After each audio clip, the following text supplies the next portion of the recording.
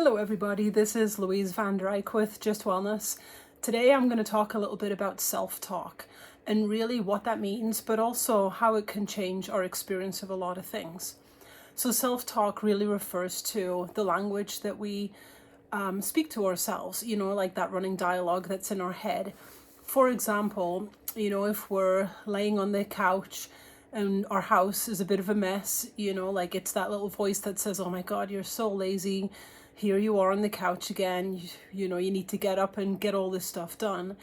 Self-talk can also be telling yourself job well done, or when you feel accomplished, that you can recognize your achievements. But the thing is, a lot of times the situations that we're in are the same. It's actually the self-talk that can really change our experience of any kind of situation, really.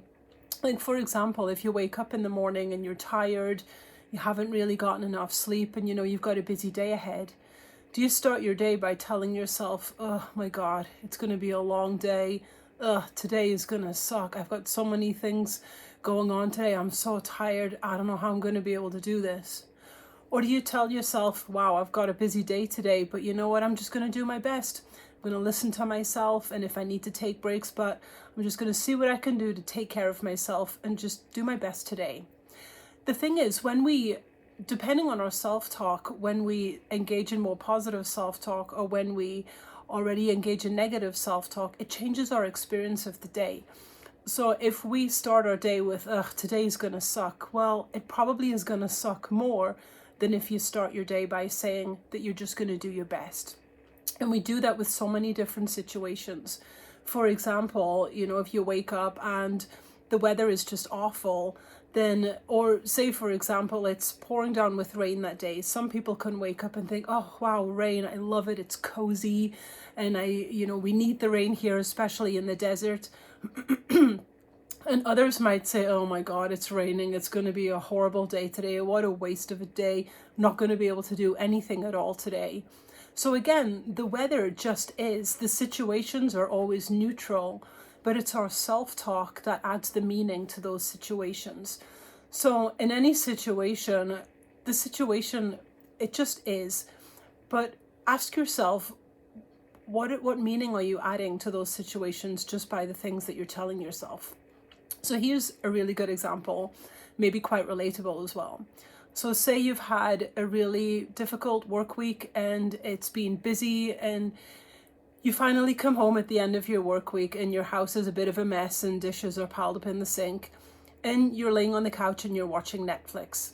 And as you're watching Netflix, you're thinking, oh my God, my house is such a mess. I need to clean all this stuff up and still have to do all those dishes. I'm so lazy. I'm just sitting here lying on the couch, just so lazy.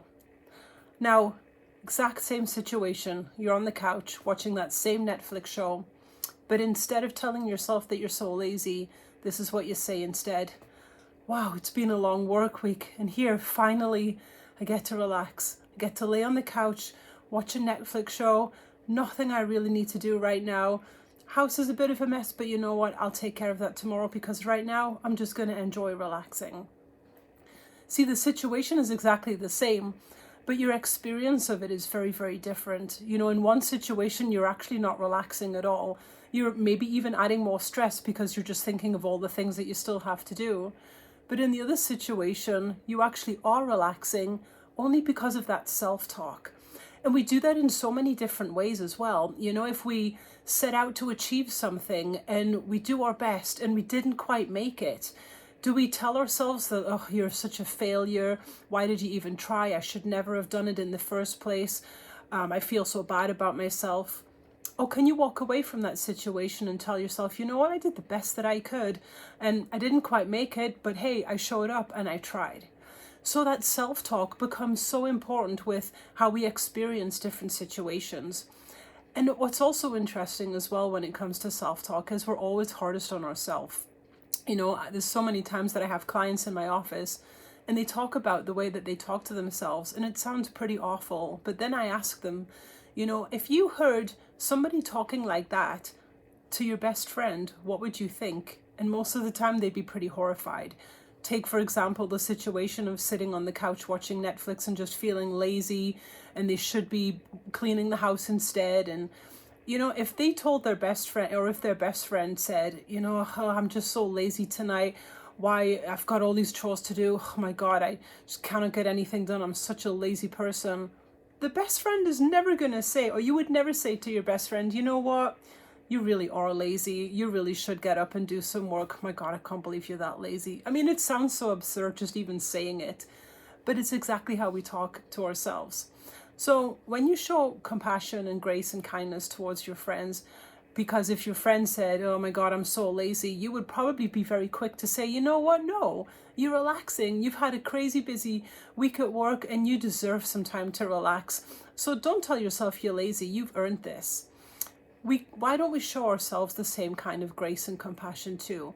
You know, pay attention to that self-talk because it changes a lot of things.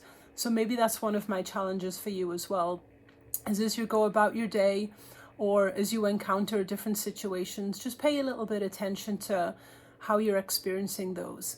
Do you go into situations already expecting the worst?